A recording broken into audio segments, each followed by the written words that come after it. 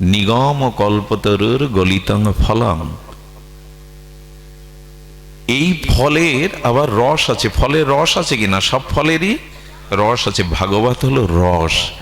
কি রস জানেন? এই জগতের রসে জ্বালা ছাড়া, যন্ত্রণা ছাড়া, অভিশাপ ছাড়া নাই। যেমন যৌবন একটা রস, রূপ একটা রস, আস্বাদ্য খাদ্যবস্তুও রস। এটা চিরদিন কি থাকে?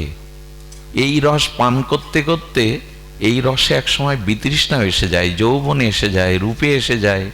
রসবস্তু কতক্ষণ খেতে পারেন? 24 ঘন্টা পারবেন? রসবস্তু কি 24 ঘন্টা খাওয়া যায়? আর অসুখ হলে তো, ডায়াবেটিস হলে তো মিষ্টিকে বিষের মতো মনে হয় মানুষের, ওটা সরিয়ে দেয়। তার মানে জগতের রস ক্ষণস্থায়ী। কাম যে রস, এটা কি 24 ঘন্টা পরিপূরণ করা যায়? একটু কথা বলুন। কামনার রস কি 24 ঘন্টায় ভালো লাগে? আর এতে পরে অভিশাপ নেমে আসে, বিরক্তি নেমে আসে, ক্লান্তি নেমে আসে। এই রস ভাগবত রস নয়। যে রস বিন্দুমাত্র পান করলে ওই রসের আস্বাদন উত্তর উত্তর নব নব বেড়ে যায়। কোটি কোটি জন্মেও যে রসে ডুবলে, যে রস আস্বাদন করলে রসের পিপাসা মেটে না, যে রস পান করলে মানুষের ভবব্যাধি দূর হয়ে মানুষের চিত্তে পরমানন্দ, প্রেমানন্দ জেগে ওঠে, এই রসই হলো ভাগবত রস। জগতের রসে কিন্তু তৃপ্তি পাবো না। সুন্দরী বধূ ঘরে আনলাম, সেই সুন্দরী যৌবনাবতী বধূর মুখ দেখে বললাম, তোমাকে পেয়ে জীবন ধন্য। 2 বছর যেতে পারে না, বলে আমার সামনে থেকে সরে দাঁড়াও। জগতের কোনো রস স্থায়ী নয়। জগতের কোনো রস পরমানন্দ দিতে পারে না। পেলে সব মানুষ সুখী হয়ে যেত। অর্থ আছে, ঘর আছে, রমণী আছে, খাদ্যবস্তু আছে, সুখী কে? চিরসুখী। এই জন্য ভাগবত এমন রস, যে রস পান করলে এই জগতের রসে আর আপনার পিপাসা হবে না। আচ্ছা, এখন আপনাদের চা বিস্কুট দিচ্ছে সবাইকে, পিপাসা লাগলে জল দিচ্ছে, ক্ষুধা লাগলে কোন খাদ্য দিচ্ছে?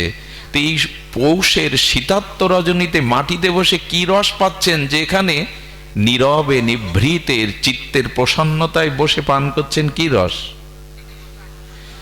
আপনাকে কেউ যদি তার উঠানে নিয়ে বলে, চা বিস্কুট আনছি, এখানে আধা ঘন্টা বসুন আমার উঠানে, বসবেন? এটাই প্রমাণ করে। এই রস দেখুন, এই রস এলে জাগতিক কোনো রস থাকে না। এখানে স্ত্রী পুরুষ একই সাথে বসেছি আমরা, কিন্তু মনে কারো কোনো বিকার আসছে না। কারণ ভাগবত রস যারা পান করে, তাদের জগতের যে কাম কামনা রস, এই রসে আর স্পৃহা। রামকৃষ্ণদেব বললেন, আরে যে বেটা চিটে গুড় খায় তাকে ভালো চিনি দাও, চিটে গুড় খাবে না। চিনি বাদে যদি তাকে মিশিরি দাও, চিনি ছেড়ে দেবে। মিশিরির বদলে যদি দোলালের তার মিশ্রি, সীতা মিশ্রি দাও, এমনি মিশ্রি ছেড়ে দেবে। আর দোলালের তার মিশ্রির বাদে যদি খাঁটি মধু দাও, মিশ্রি ছেড়ে দেবে।